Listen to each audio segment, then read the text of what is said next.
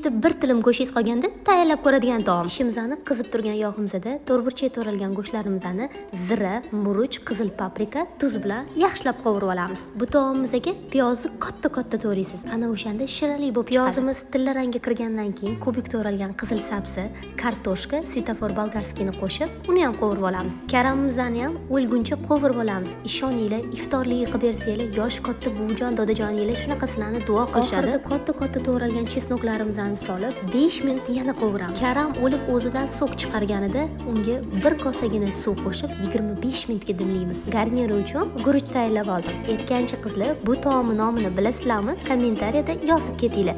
Qadimgi ovqatlarimizdan. Mazasi, gap bo'lishmas. To'xtang, yurakchani bosib keting, bilasizku, ko'nglim ko'tariladi. Bu men uchun motivatsiya. Oyijon, degustatsiya qilib ko'ring. Bigov. По-вашему рецепту. Yaxshi chiqdi?